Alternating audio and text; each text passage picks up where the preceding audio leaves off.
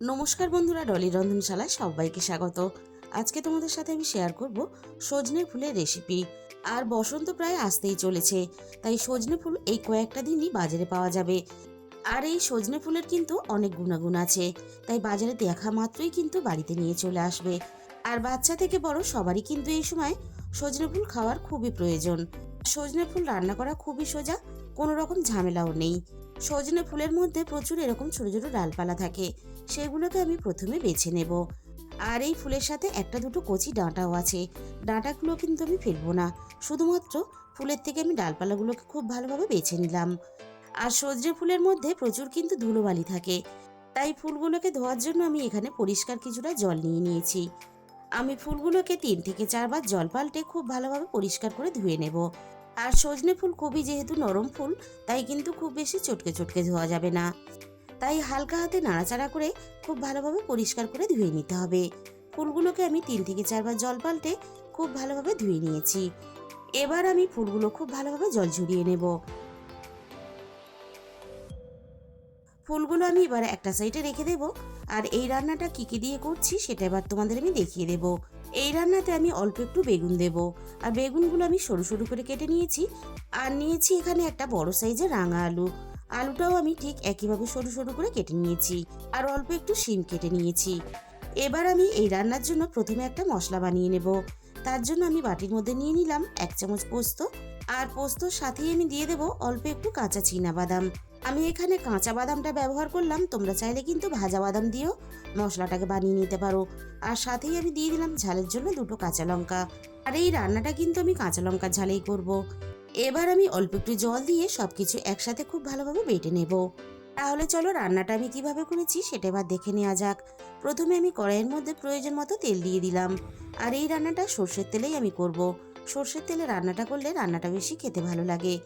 তেলটা খুব ভালোভাবে গরম করে নিয়ে আমি ফোড়নে দিয়ে দিলাম অল্প একটু কালো জিরে। আর সাথেই আমি এখানে দিয়ে দেব একটা শুকনো লঙ্কা কুচি। আর এই রান্নাতে কালো জিরেটাই ফোড়ন হিসাবে ব্যবহার করার চেষ্টা করবে, তাহলে রান্নার গন্ধটা খুব ভালো আসবে। ফোড়নটাকে আমি কয়েক সেকেন্ড নাড়াচাড়া করে একটু ভেজে নিলাম। এবার আমি সমস্ত কেটে রাখা সবজিগুলো ভাজার জন্য তেলের মধ্যে দিয়ে দেব। আমি এই রান্নাটা আমার পছন্দ মতো সবজি দিয়ে করছি। তোমরা চাইলে কিন্তু তোমাদের পছন্দ মতো যে কোনো সবজি দিয়ে এই রান্নাটা করতে পারো। আর দিয়ে দিলাম এখানে স্বাদ মতো লবণ। আর লবণের সাথেই আমি অল্প একটু হলুদের গুঁড়ো দিয়ে দিলাম। এবার আমি সমস্ত সবজি নাড়াচাড়া করে বেশ ভালোভাবে ভেজে নেব। আর আমি এই রান্নাটা রাঙা আলু দিয়ে করছি। তোমরা চাইলে কিন্তু রেগুলার যে আমরা আলু রান্নাতে ব্যবহার করি সেই আলু দিয়েও রান্নাটা করতে পারো। তবে রাঙা আলু দিয়ে করলে রান্নাটা খেতে বেশ ভালো লাগে। সমস্ত সবজি আমি নাড়াচাড়া করে বেশ ভালোভাবে ভেজে নিয়েছি। আর রাঙা আলুর মধ্যে দেখো একটা সিদ্ধ ভাব চলে এসেছে। এবার আমি সমস্ত ভাজা সবজিগুলো কড়াই থেকে নামিয়ে নেব। আর এই রান্নাতে আমি কিন্তু কোনো রকম খুব বেশি জল ব্যবহার করব না, তাই সবজিগুলো খুব ভালোভাবে ভেজে নিতে হবে। সমস্ত ভাজা সবজিগুলো আমি কড়াই থেকে নামিয়ে নিলাম। আবারও আমি কড়াইয়ের মধ্যে 1 চামচের মতো সর্ষের তেল দিয়ে দিলাম। তেলটাকে আমি আবারও খুব ভালোভাবে গরম করে নিয়ে এবার আমি বেটে রাখা মশলাটাকে দিয়ে দিলাম। এবার আমি গ্যাসের ফ্লেমটা একেবারে লোতে রেখে রান্নার একে একে গুঁড়ো মশলাগুলো দিয়ে দেব। প্রথমে আমি দিয়ে দিলাম রান্নার প্রয়োজন মতো হলুদের গুঁড়ো। আর সাথেই আমি দিয়ে দিলাম রান্নার প্রয়োজন মতো জিরে গুঁড়ো। এবার আমি সমস্ত মশলা একসাথে নাড়াচাড়া করে বেশ ভালোভাবে কষিয়ে নেব। মিনিট 3-4 মতো আমি নাড়াচাড়া করে মশলাটা বেশ ভালোভাবে কষিয়ে নিলাম। এর থেকে বেশি আর কষানোর দরকার নেই। এবার আমি মশলার বাটি ধুয়ে অল্প একটু জল দিয়ে দেব। আর সাথে সাথেই আমি এখানে ভাজা সবজিগুলো দিয়ে দিলাম। রান্নাতে আমি কিন্তু আর জল দেব না, যেটুকু জল দিয়েছি এই জলেই কিন্তু আমি রান্নাটা করে নেব। তাই গ্যাসের ফ্লেমটা একেবারে লোতে রেখে এবার আমি সবজি আর মশলা একসাথে নাড়াচাড়া করে বেশ ভালোভাবে একটু কষিয়ে নেব। মিনিট 3-4 মতো আমি সবজি আর মশলা একসাথে খুব ভালোভাবে কষিয়ে নিয়েছি। এবার আমি সজনে ফুলগুলোকে রান্নার মধ্যে দিয়ে দেব।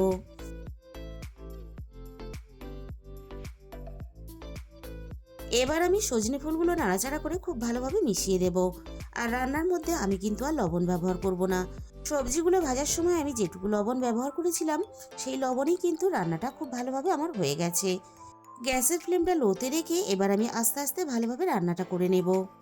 সমস্ত সবজিও এখানে খুব ভালোভাবে সিদ্ধ হয়ে গেছে।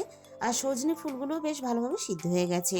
এবার আমি রান্নার মধ্যে অল্প একটু স্বাদ মতো চিনি দিয়ে দিলাম।